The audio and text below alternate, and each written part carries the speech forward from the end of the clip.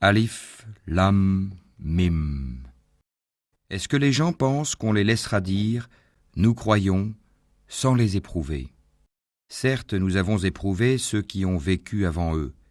Ainsi, Allah connaît ceux qui disent la vérité et ceux qui mentent. Ou bien ceux qui commettent des méfaits comptent-ils pouvoir nous échapper? Comme leur jugement est mauvais.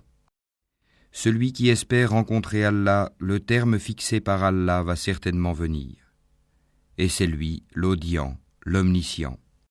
Et quiconque lutte, ne lutte que pour lui-même, car Allah peut se passer de tout l'univers. Et quant à ceux qui croient et font de bonnes œuvres, nous leur effacerons leurs méfaits, et nous les rétribuerons de la meilleure récompense pour ce qu'ils auront accompli. Et nous avons enjoint à l'homme de bien traiter ses pères et mères, et si ceux-ci te forcent à m'associer, ce dont tu n'as aucun savoir, alors ne leur obéis pas. Vers moi est votre retour, et alors je vous informerai de ce que vous faisiez. Et quant à ceux qui croient et font de bonnes œuvres, nous les ferons certainement entrer parmi les gens de bien. Parmi les gens, il en est qui disent « Nous croyons en Allah ». Puis, si on les fait souffrir pour la cause d'Allah, ils considèrent l'épreuve de la part des hommes comme un châtiment d'Allah. Or, s'il vient du secours de ton Seigneur, ils diront, certes, nous étions avec vous. Allah n'est-il pas le meilleur à savoir ce qu'il y a dans les poitrines de tout le monde? Allah connaît parfaitement les croyants et connaît parfaitement les hypocrites.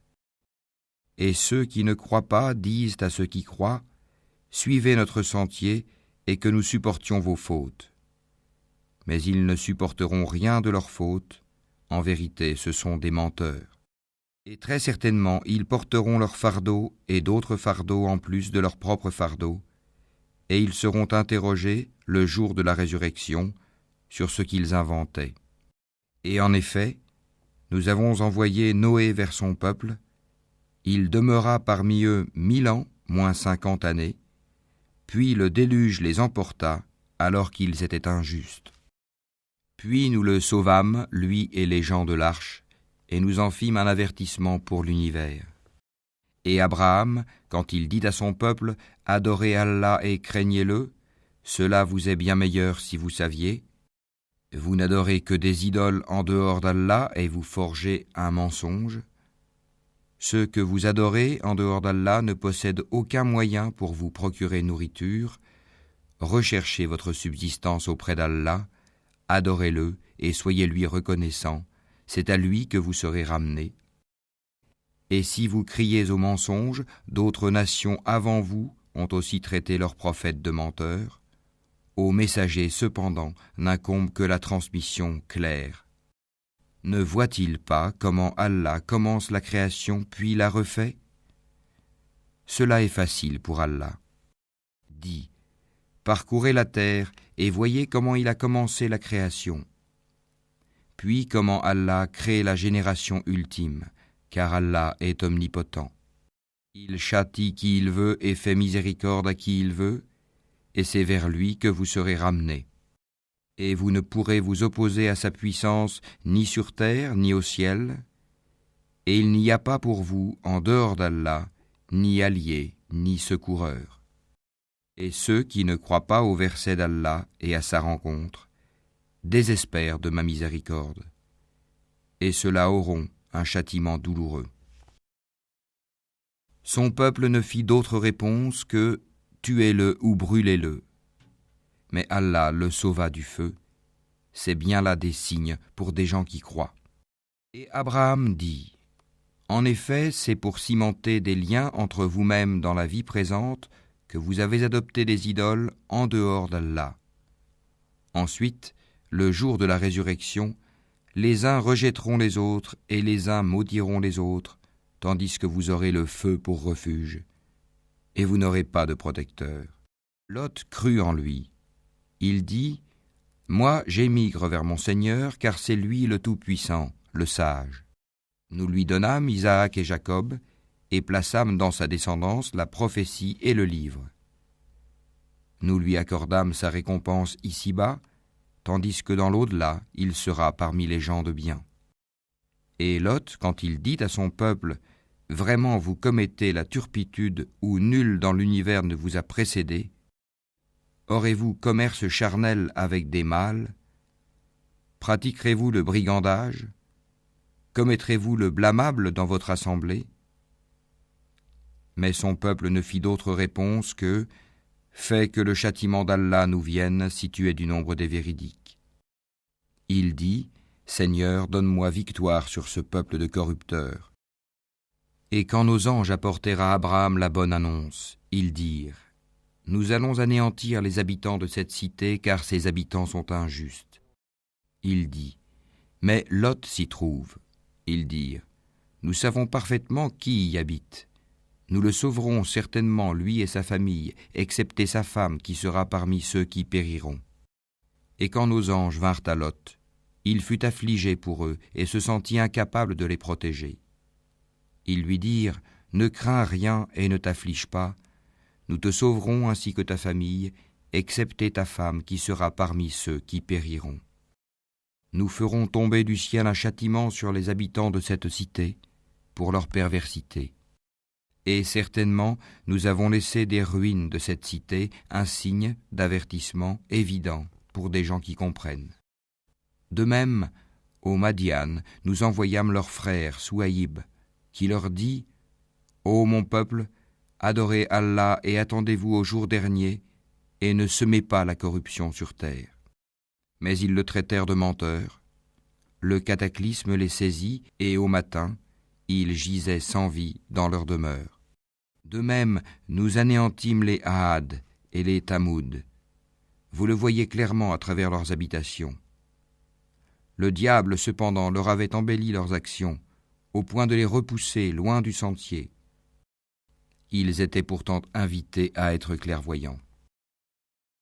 De même, nous détruisîmes Corée, Pharaon et Haman, alors que Moïse leur apporta des preuves, ils s'enorgueillirent sur terre. Et ils n'ont pas pu nous échapper. Nous saisîmes donc chacun pour son péché. Il y en eut sur qui nous envoyâmes un ouragan. Il y en eut que le cri saisit.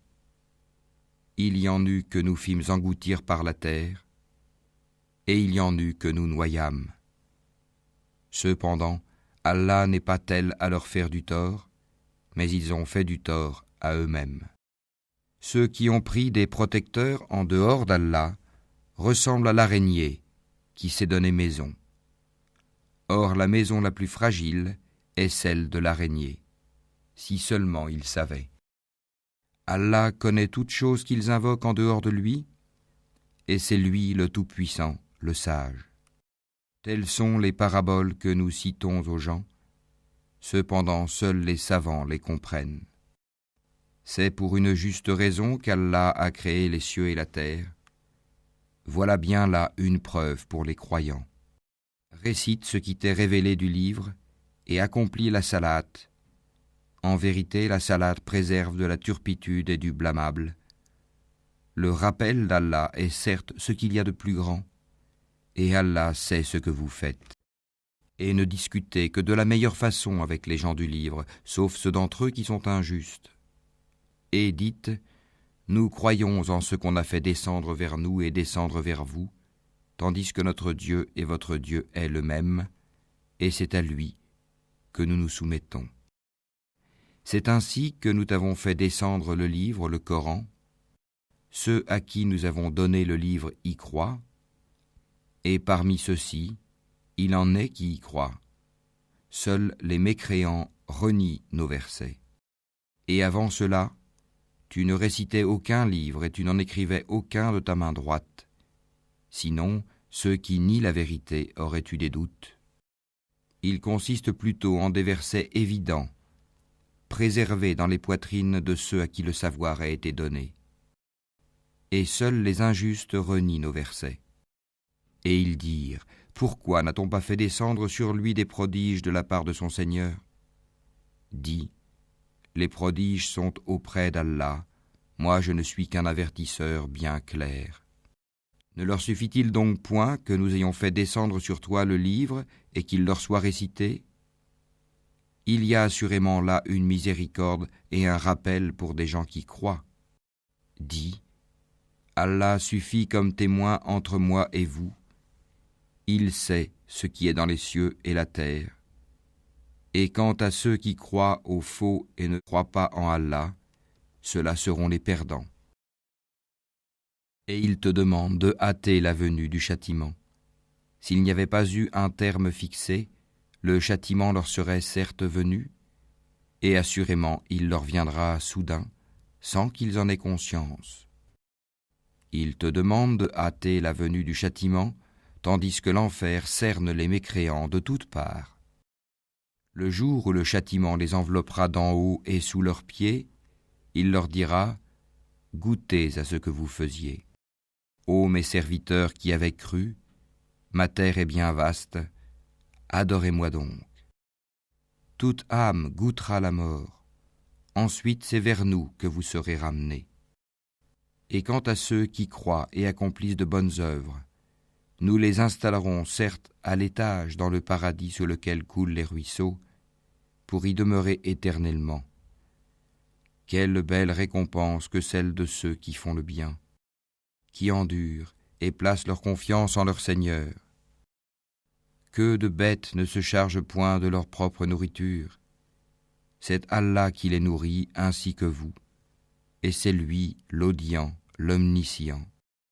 Si tu leur demandes qui a créé les cieux et la terre et assujetti le soleil et la lune, ils diront très certainement Allah.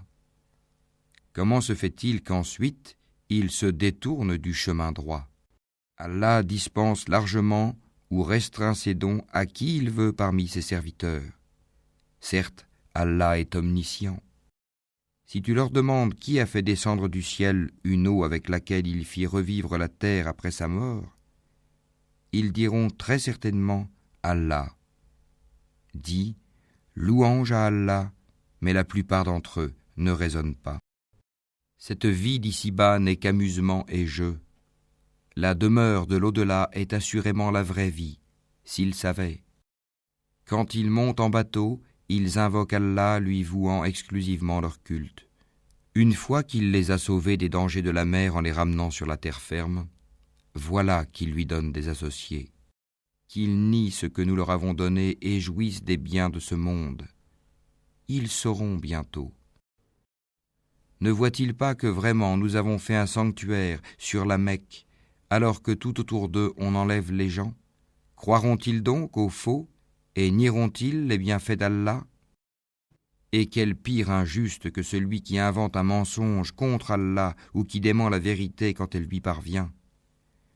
N'est-ce pas dans l'enfer une demeure pour les mécréants? Et quant à ceux qui luttent pour notre cause, nous les guiderons, certes, sur nos sentiers. Allah est en vérité avec les bienfaisants.